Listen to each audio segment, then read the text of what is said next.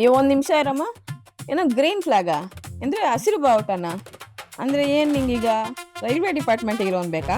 ನೋಡಿ ವೆಂಕಟೇಶ್ ಅವ್ರೆ, ಈ ಹುಡುಗನ್ ಜೊತೆಗ ಅಪ್ಪಟ ಬಂಗಾರ, ನೋಡಕ್ ಹ್ಯಾಂಡ್ಸಮ್ ಆಗಿದಾನೆ, ಒಳ್ಳೆ ಕೆಲ್ಸದಲ್ಲೂ ಇದಾನೆ. ಅದೆಲ್ಲ ಸರಿ ಬಟ್ರೆ ಇವಳಿಗೆ ಇಷ್ಟ ಆಗ್ಬೇಕಲ್ಲ. ಏನಮ್ಮ ಅನನ್ಯ, ಫೋಟೋ ನೋಡಿದ್ಯಾ? ಹುಡುಗ ಹೇಗಿದಾನೆ?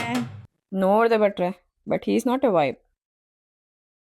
ವೈಬ್ ಅಂದ್ರೆ he doesn't match my energy ಅಂತ. ಅಂದ್ರೆ ಒಂಥರ ಮಿಡ್ ಅನ್ಸುತ್ತೆ.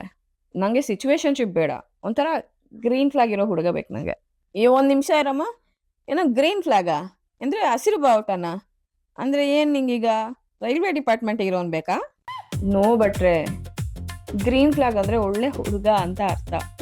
ಆ ಹುಡ್ಗನ್ ಸೋಷಿಯಲ್ ಮೀಡಿಯಾ ಪ್ರೊಫೈಲ್ ನೋಡ್ದೆ, ಒಳ್ಳೆ ಕ್ರಿಂಜ್ ಅನಿಸ್ತಾನೆ. ಏನ ಕ್ರಿಂಜಾ? ವೆಂಕಟೇಶ್ವರ ಕೇಳಿದ್ರ? ಏನೋ ಈ ಹುಡುಗಿ ವ್ಯಾಕರಣ ದರ್ಪಣ ಏನೇನೋ ಹೇಳ್ತಾಳೆ, ಅನ್ಯ ದೇಶದ ಪದಗಳೆಲ್ಲ ಹೇಳ್ತಾಳಲ್ಲ, ನನ್ಗೇನ್ ಅರ್ಥನೇ ಆಗ್ತಾ ಇಲ್ಲ. ಅಮ್ಮ, ಒಂದ್ ಸ್ವಲ್ಪ ನಮಗೂ ಅರ್ಥ ಆಗೋ ತರ ಹೇಳ್ತೀಯಾ? ಅಪ್ಪ, ಈ ಪ್ರಪೋಸಲ್ ನಾನು ಗೋಸ್ಟ್ ಮಾಡ್ತಿದ್ದೀನಿ. Is so board room and I'm not like that. And ನಮ್ಮಿಬ್ಬರ ಮಧ್ಯೆ ಕೆಮಿಸ್ಟ್ರಿ ಸೆಟ್ಟೇ ಆಗಲ್ಲ. ನೋಡಮ್ಮ, ನೀನು ಗೋಸ್ಟ್ ಅಂದೆ, ಪ್ರೇತಾತ್ಮ ಅಂತ ನಂಗೂ ಗೊತ್ತು.